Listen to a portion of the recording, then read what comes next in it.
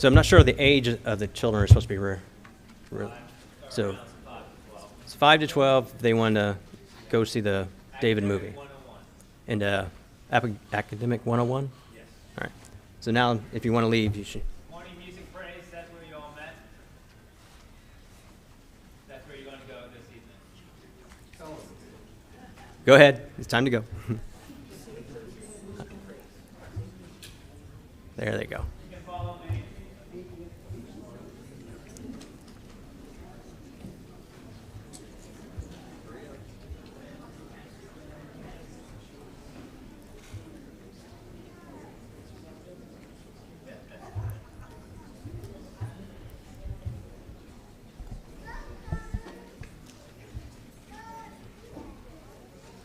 All right.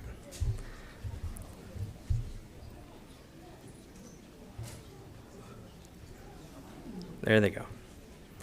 All right. So tonight, our brother Jim Stiles will be speaking to us with dealing with our cultural biases, and he asked us to read Romans 14, 1 through 12. Romans 14, 1 through 12. So if you can pull it up, that'd be great.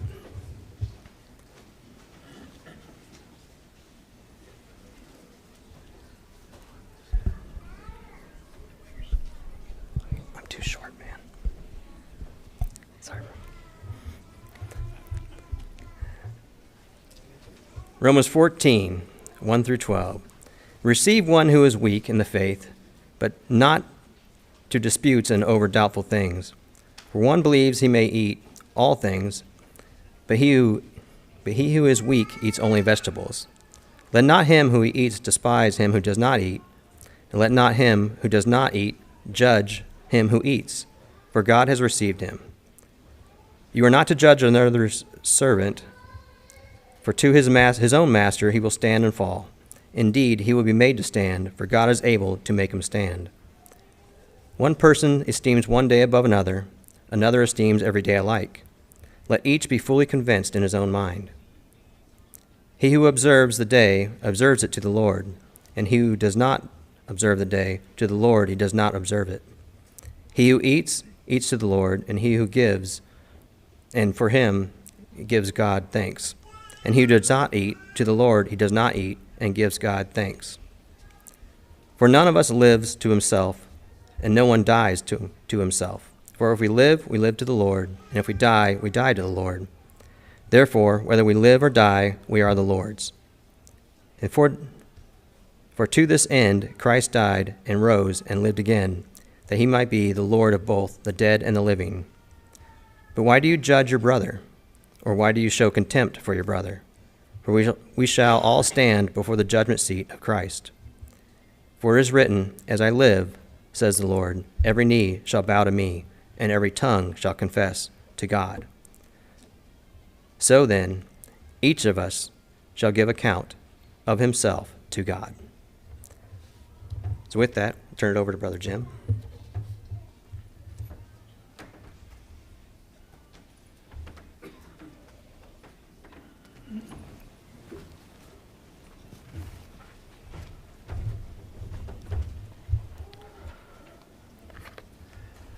Good evening, everyone. Good evening, Brother Jim. It's interesting that that hymn that we just had and then the prayer that we had are such great examples of lead-ins to this topic, because every so often things happen that are a little bit outside our normal box. And it's good for us to have that at times, because it's okay to be outside our box. I should ask you guys in the back, are you hearing okay if I slide away? It's on. That's great. So this is a topic, though, that breaking out of our cultural bias, this is one that I probably have struggled with more than anything else in the Bible. I had a rough time trying to figure out how in the world do you do this? As a young person, I grew up in an ecclesia that sort of figured that they had everything figured out, and I grew up that way thinking, well, we got it all figured out. And it turned out, well, maybe we didn't. Yeah, so the joys of technology. When it works, it's great. When it doesn't work, it's not so great. So I think I'm going to have to start PowerPoint over, because it evidently doesn't like where we're at. All right, so I got to have Andrew tell me how in the world you break out, Andrew. How do I turn it off? Yeah, well, it's still running. It's how do you get rid of it? It's I think by screen locked up. Yeah, this is when I'm in trouble when the guy that's in charge here, he knows what he's doing, but I don't. Yeah, I let it sit too long probably and didn't do anything. See, it's an evening of all kinds of new things, really. Right. Yeah. That's the way it goes sometimes, isn't it? Yep. I remember giving a class one time at Bible school we had just come out of COVID, and I got all done with the whole first class, and they told me that all the people online that were watching on Zoom, that slide never progressed. It just stayed on the very first slide. Thank you. So we'll try again. All right. I think usually that just means we got to start over, and that's fine. Thanks. If it blinks, that's good. It blinked. Yeah, see, it's good. All right, thank you very much. I think it'll work now. Thanks a lot. So this topic is one that, at least for myself, I don't know about for you, but see, these kind of things bothered me as a young person. I grew up in an ecclesial area that really figured like they had everything figured out, did everything the right way, and that there was one right way to do things. And what I discovered over time is that people had merged our culture into Bible principles and couldn't tell the difference. And once you do that, brothers and sisters and young people, when you merge the two together, you end up thinking everything you're doing is a Bible principle. And then you can't change because it's all a Bible principle. For example, we were talking about the emblems this morning when they're on the table right here. And why do we put a white cover over the emblems? You know, and it was probably because years ago that with the wine, the flies would come in and they couldn't wait to drink the wine. And so that's why the cover went on. But over time, when people were questioned about why do we do that, oh, it's the white linen of righteousness. And we had all these Bible concepts that had worked into this when originally that was never part of it. But that was how it was justified to keep doing it over time, even though we don't need it anymore. And it was an interesting concept to watch as a young person that we're really good at taking the things that we do and turning them into Bible principles. And the sad thing is that you lose the ability to grow and to change and to try something different because you've turned it all into these Bible principles that now we can't change because it's a Bible principle. And I found as a young person it was really helpful to try to look at our life and all the things that we do and try to sort out the difference between which things are Bible principles and which things are just my culture. Because all those cultural things could be changed. Now, did you notice in that reading in Romans 14? I love Romans 14 because Paul had to merge two of the greatest challenges anybody's ever had to face as a leader. You know, I guess maybe Moses coming out of Egypt, merging Jews with Egyptians would have been something, but even then, a lot of the Jews were like half Egyptians when they came out. But Paul's dealing with cultures of Gentiles, who the Jews hated, and these Jews who thought they had everything figured out right, and he's trying to merge these together into an ecclesial life.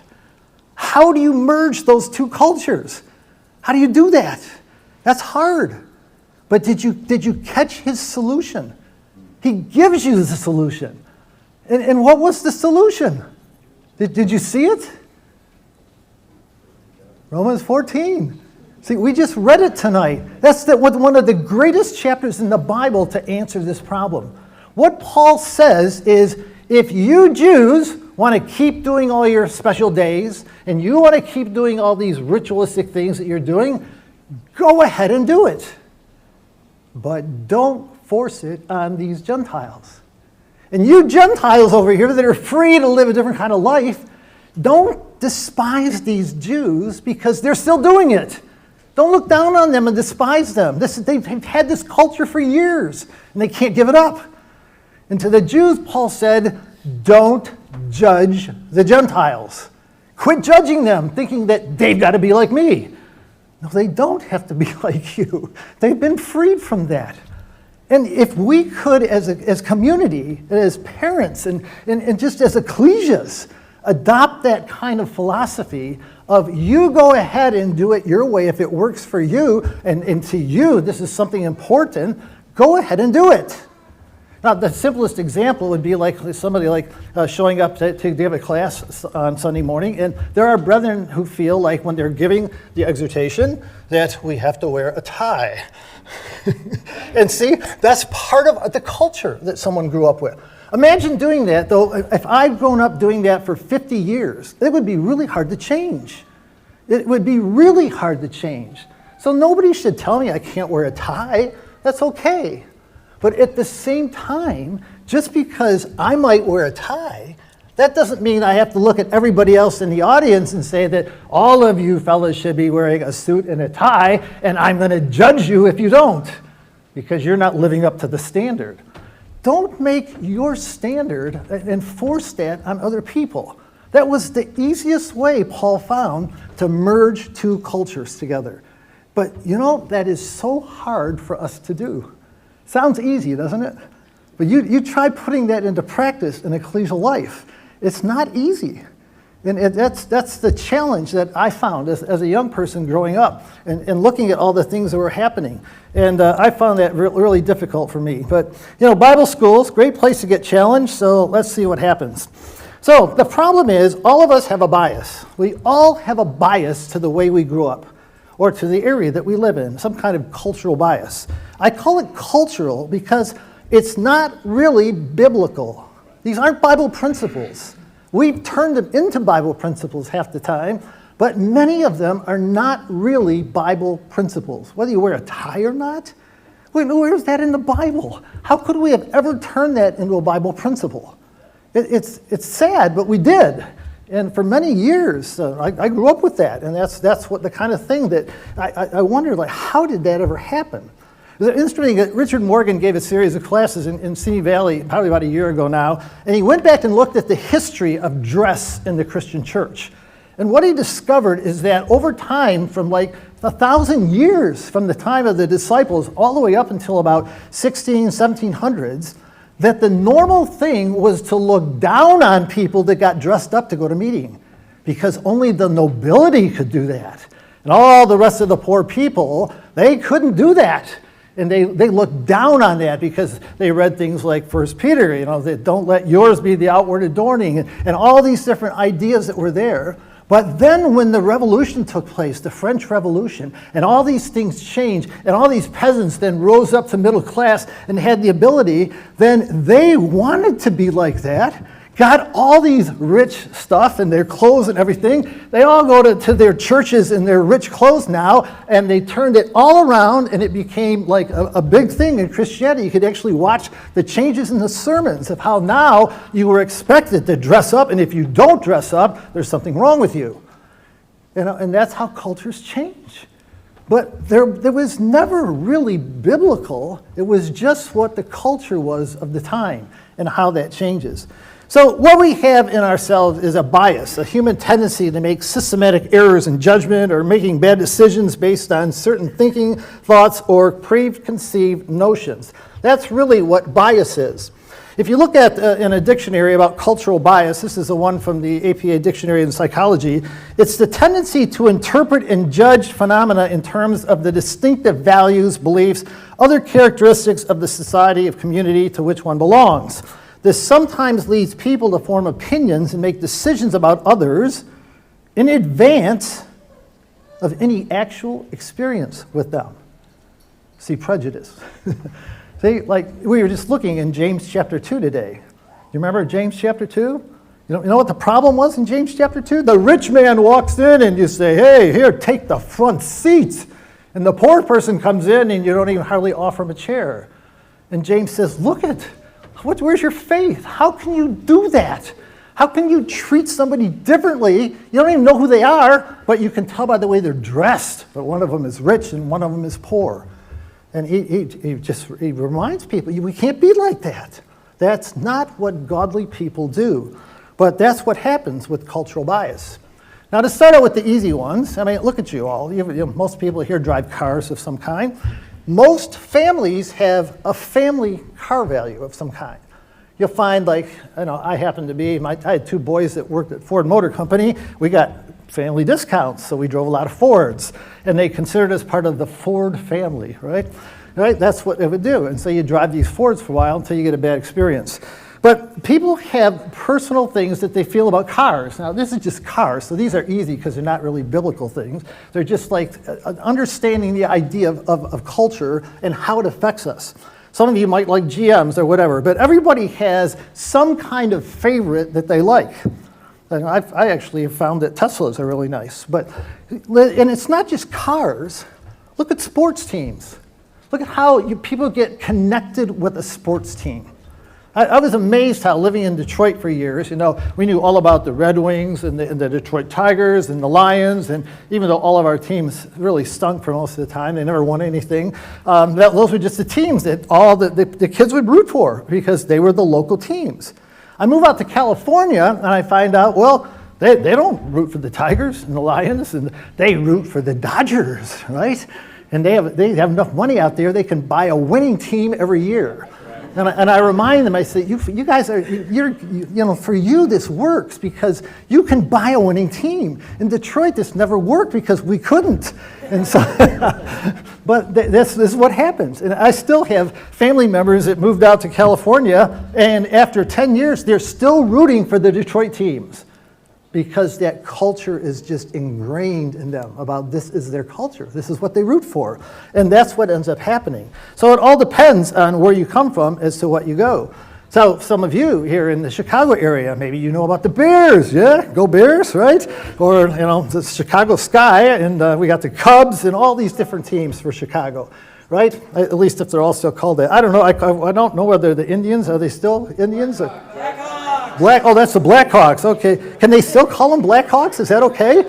Because all these Native American teams have all supposedly been switched to something else because that's not okay. Like the Washington Redskins aren't Redskins anymore, right? You got to call them something else. But that just shows you on a really simple basis. This is easy stuff, right? We have cultural biases to things that we make a decision when two teams are playing. We've already decided which one we want to win, and you might not even know a single player on the team. You have no idea who they are. You just want that team to win. That's what cultural bias is all about. Years ago when I was teaching school, Steve Jobs, he came up with a great idea. Let's give Apple computers free to every school and get the kids getting used to using Apple computers. So, any of you have Apple computers? Have you ever tried to switch to an Android? Yeah, it's not always real easy, but it's a lot easier today than it was back 30 years ago or 40 years ago. It was hard. So everybody learned one system, and his philosophy was, let's get them hooked on Apple, and then for the rest of their life, they'll buy Apple. Smart idea, really. You just give them to the schools, and all the kids use them in the schools, because he wanted that bias to be there, that I want an Apple. And so that's what they did. Remember the green screens? The Apple green screens? Yeah, well, that's what we got. So this became an important topic to me when I was fairly young, because as a teenager, I have a math science background, and I do a lot of logic thinking, one of those people that's like that.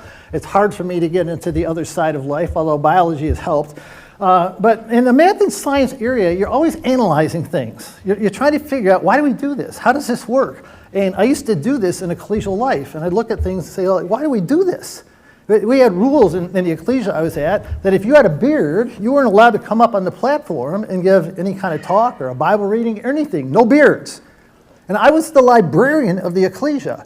And in our library, John Thomas and Robert Roberts were up on the wall. And as a teenager, I'm looking at this like, what are we doing? How did this ever happen?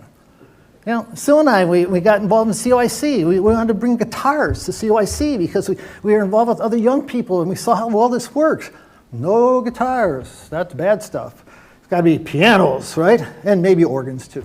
That was about it. And that was the culture that we had. And when people were asked about this, they defended it thinking that they could use their Bible to defend that idea. Because just like with the white thing, you come up with something about the white is the white of righteousness and the righteous deeds of the saints or whatever.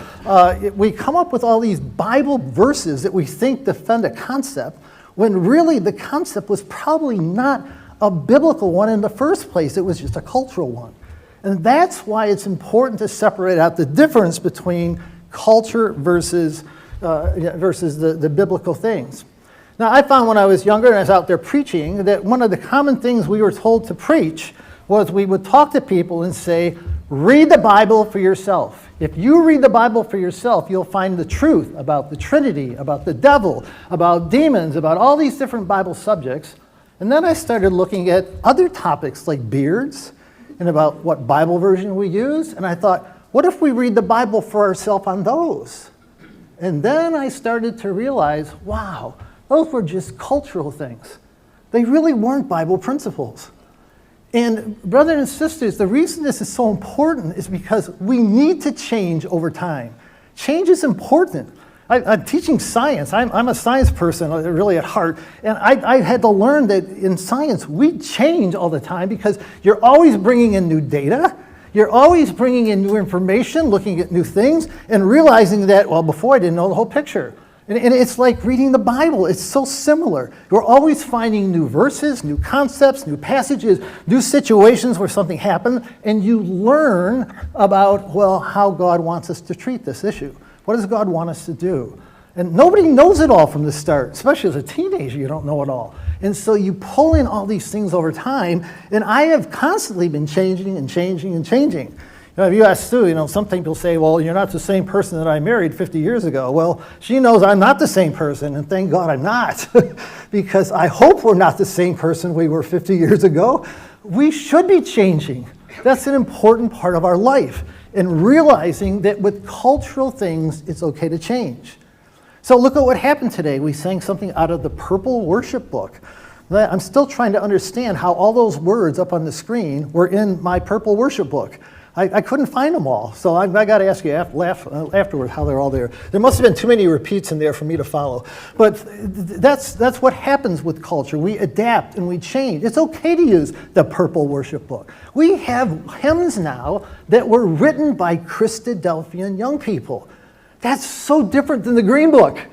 Many of those hymns in the Green Book, I'll show you later on in the week, they actually contain things which are not right.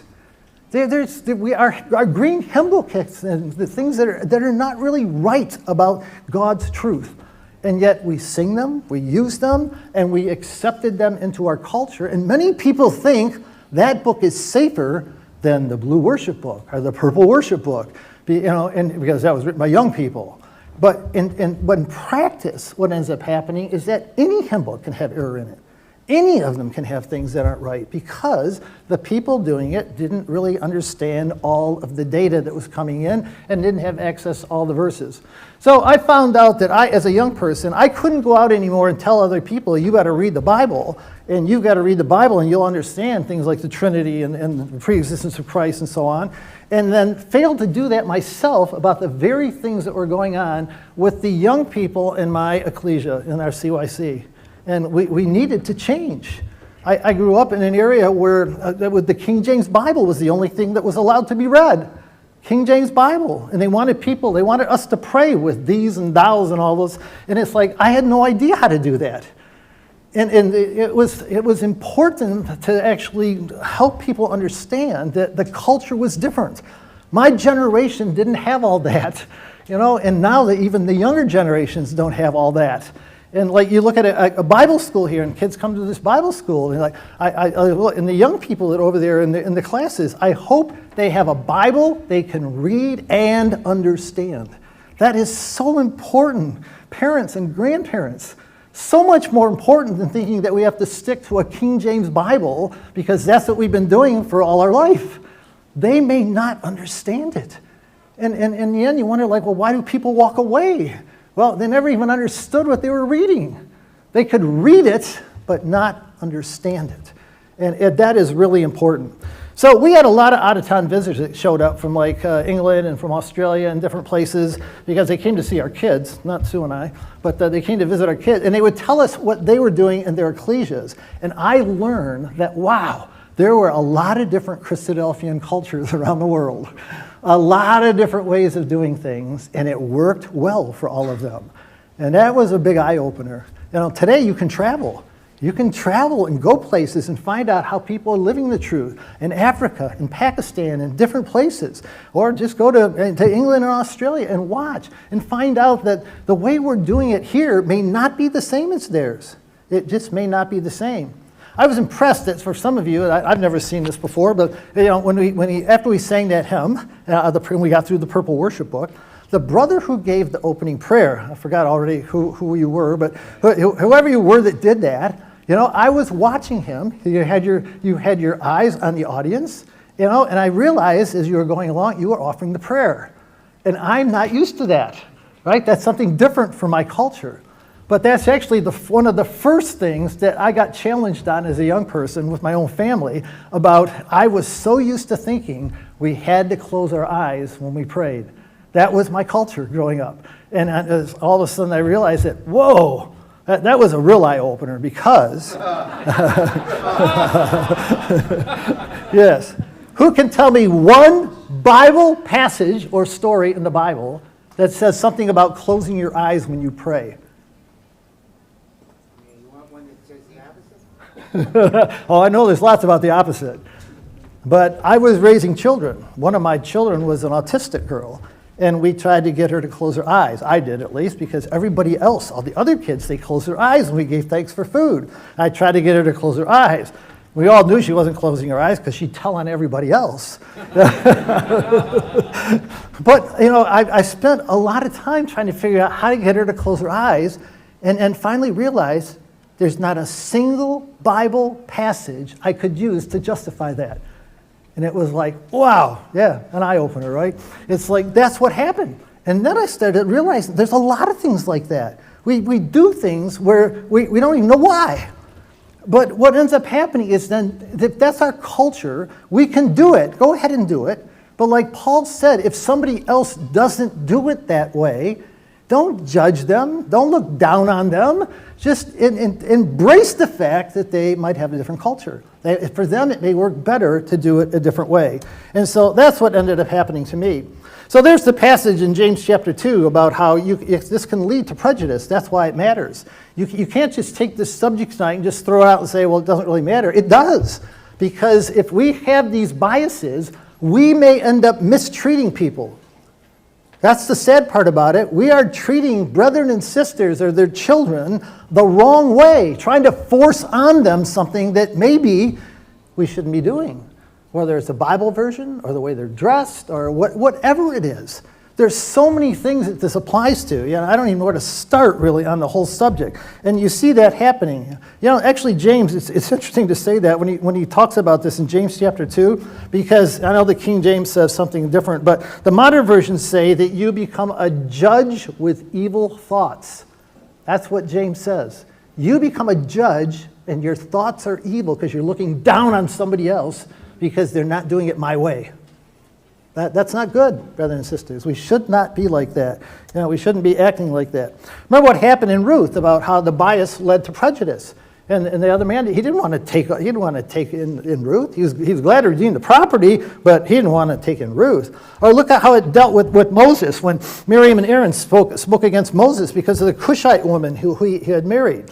See, this is what happens if we don't fight it and learn how to deal with it. We treat people the wrong way. And that's the sad part about this subject. And as a young person, I watched this happen so many times. Look how Hagar despised Sarah. And look at this was maybe not so much today, but years ago, this became a prejudice thing about people. They despise these people. They look down on them. They made fun of women who couldn't conceive instead of looking at ways to help them and try to understand.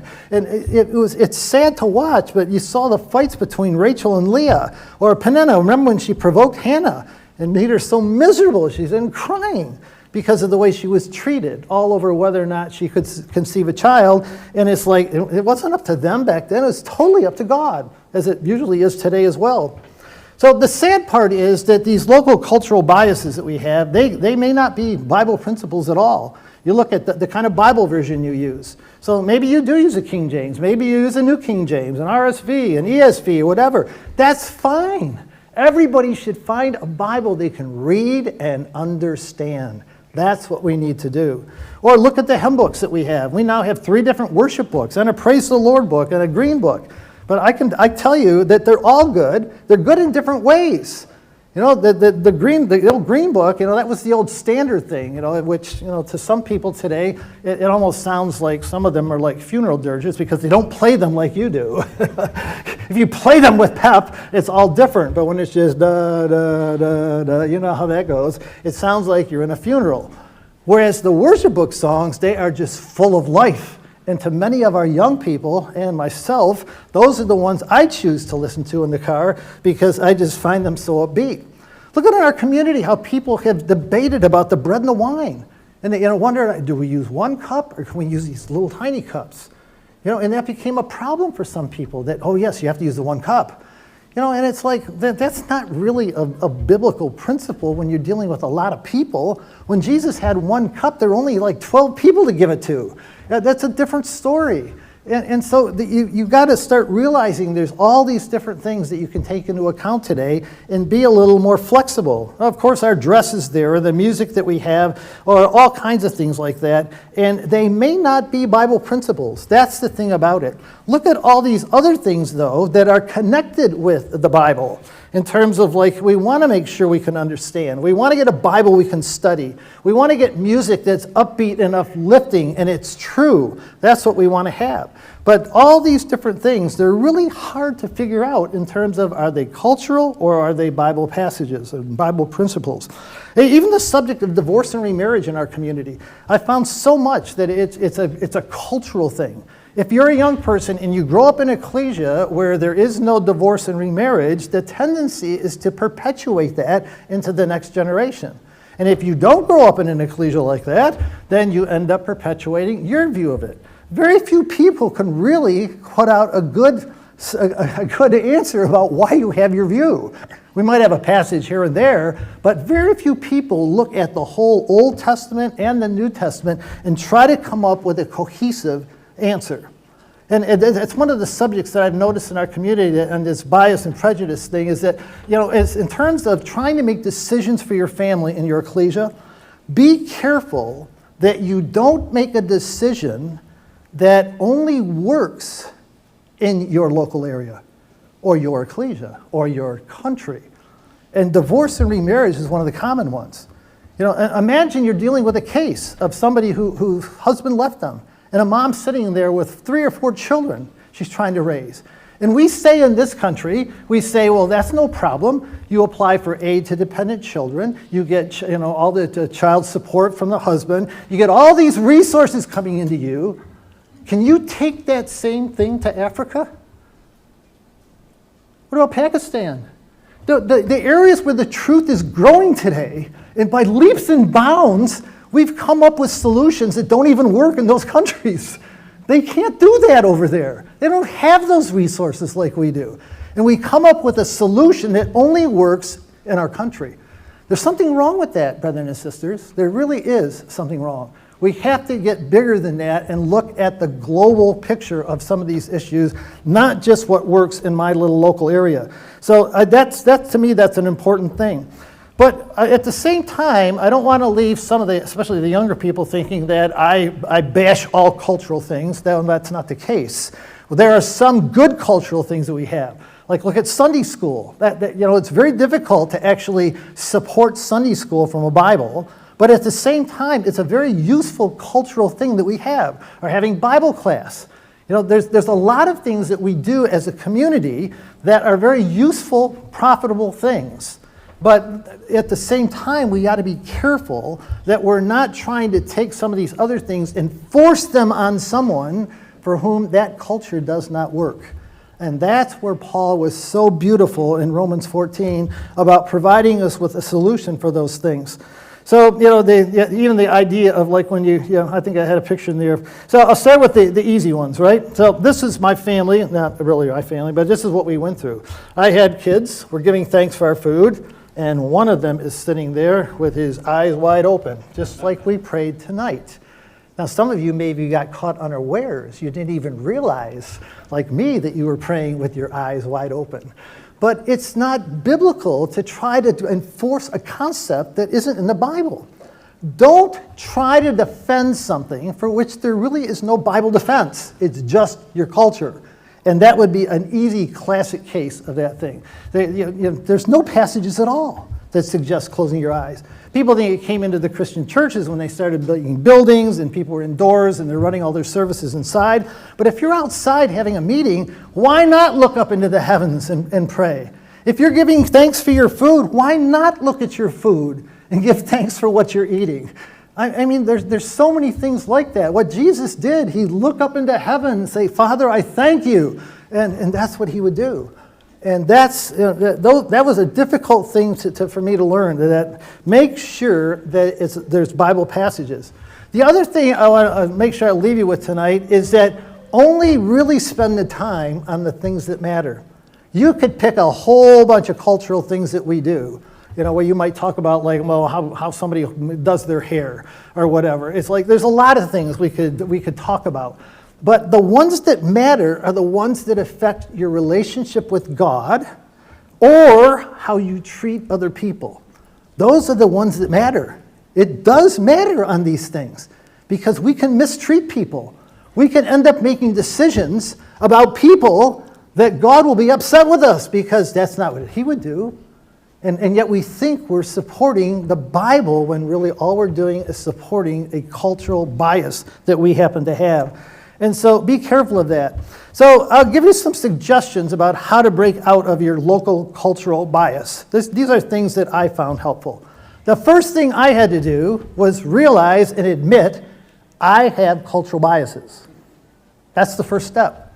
If you don't think you have any cultural biases, you will never change. That is sad, but that is true. You have to realize we have these things. Then you can start working on them. So step one, realize you have them. Step two, go travel somewhere. Look at how other people live the truth. What are they doing in other ecclesias? Go to different Bible schools and ask, how do you do this? How do you raise your children? How do all these things work for you? And learn from all these other places. Get new information and maybe come home and make some better decisions. It really helps to travel. Realize that the angels are bringing experiences into our lives to help us see things that we are blind on. That's a big one to me, because I don't know about you, but I am very aware of angels in our life. And I'm very aware that they have taught us things. So when I have learned things from experiences, it's not just Bible study, brothers and sisters and young people. We don't just study the Bible, get all our answers down, and then think we've got it all figured out.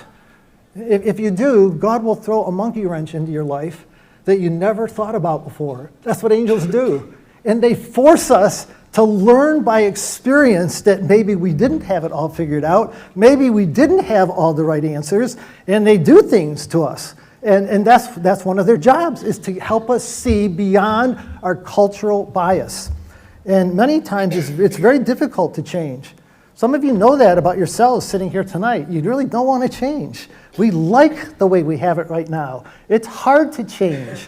But it's important to realize when God brings things into your life that he's trying to help you see beyond what you're doing right now. Don't fight it. Just embrace it and realize, what am I supposed to learn from this? And that's what angels will do for our lives. They help us see beyond. Don't defend what you can't biblically support. Now, that sounds simple, right? But the problem is that our natural tendency when our cultural bias gets challenged, somebody comes in and challenges our view on something, we want to defend what we grew up with, and yet we're not even sure we got the Bible passages to do it. See, we really haven't worked it out ourselves. We're just reiterating somebody else's culture that they gave to us. And that's when you start to realize that, wait a minute, where's the Bible support for this? Where did God ever say this really matters? Where is that the only way things have ever been done? So you don't defend what you can't biblically support, right? I learned in helping other people, like when you look at how angels bring experiences into your life, they bring a challenge into your ecclesia, into your family. Somebody needs help. They've done something wrong. Maybe a young person has done something and they've had premarital sex or whatever. And our natural tendency, I know growing up, what I would do, I'm thinking about, well, what judgment are we going to have to make? What's the repercussions for this? What are the consequences? And I've learned over time that's the wrong thing. What we should all be doing is going over to them and saying, what can I do to help? That's what God would do. That's what Jesus would do. But that's not what our natural reaction is. We want to judge.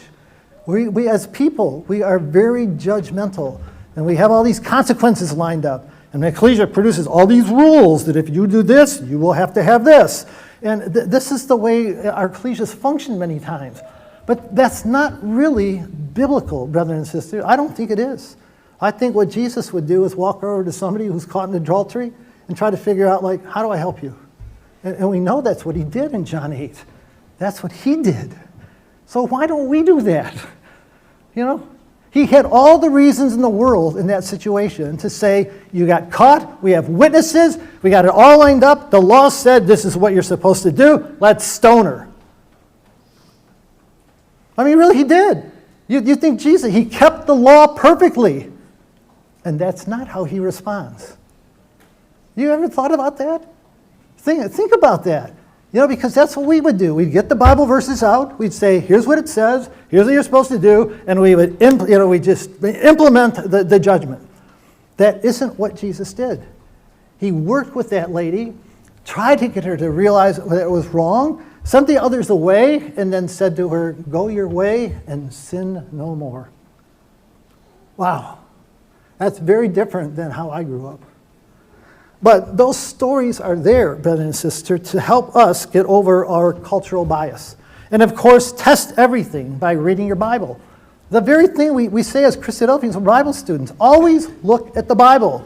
I can remember growing up that our standard answer to any young people that had premarital sex is our arranging board said, you must get married. You must get married. And soon we lived with this with our young people in our CYC, and that was the response they would get. You have to get married. And I remember being shocked when I finally saw in the law that God had the wisdom to put in the law. What did he say? Oh, see, we should know these things. What did God put in the law to prevent that from happening? He said that the father of the bride could override that decision. You didn't have to get married if dad said, nope, we're not going to do it. You see, that was extremely wise of God. He didn't just say, because you made one mistake, we're going to make another one. That isn't how he works. He works in such a way of, how do we help these people? Well, if the bride's dad says, this is not going to work, I don't think this is going to work, we really should just, don't go any further, then God says, it's okay, you can stop it right there. See, that is so different than how we tend to think as people. It's right in your Bible. You know, and you read it once a year, and you're doing the readings. We read these things, but sometimes we don't take them to heart and actually understand that God's trying to tell us this is what he's like. This is the God that we worship, and this is how he wants us to behave. And so, you know, I could go on with this forever, but I know time's up. But we did get started a little bit late. But those are the things that I found very practical about how to break out of our cultural bias. And I could give you a list that goes on forever and ever about all kinds of things that we have that I knew I had as a young person growing up. But I found those things really important as far as helping me get beyond the way I grew up and the ecclesia that I was in and the local area that I was in to try to understand what does God want us to do. And I think the trick, brothers and sisters, for all of us is get to know God so well, get to know Jesus so well, that you will understand how he decides things. Why didn't he have David removed as king? Why didn't he have David stoned for what he had done? Why didn't Jesus say stone that lady? Why didn't Joseph take Mary and publicly embarrass her because she was pregnant now and she was engaged to him? You know, the Bible goes out of its way to say Joseph, being a just man, decided to put her away privately. Did you notice? You underline those things. Because even though the law said one thing, The Bible, it reveals that what godly people do is they don't just follow those rules blindly. They analyze what's the best thing to help this person. And Joseph knew that the best thing for Mary was to put her away privately. And his decision, being a just man, that was a righteous decision. And so those kind of things should wake us up to the fact that we all have cultural biases. And I'll tell you, it is really tough. I have found, I don't know about you, but I've found it is really hard to get beyond our cultural bias. It is tough. You got to pray for help. Pray that God will open your eyes to see things that you never understood, that find solutions to problems that you were never taught and trained about when you grew up, that there are new ways to handle things. Pray that God will open our eyes, that we might make better decisions as parents, as arranging brethren, as ecclesial members, to try to help the people who need help, rather than find ways to push them down and push them away from God. So I'll leave it at that for tonight. That subject goes on and on and on. So anyway, my goal tonight was to just get you thinking about the subject, so that as you're doing the readings through the course of the next year, and as you're solving problems as moms and dads with your children, and as you're working out ecclesial problems, start to think about how would God want us to handle it. Don't just read rules. How would God want us to handle it? And try to implement it by knowing our God and Jesus Christ, and trying to make the decisions that they would make. Thank you.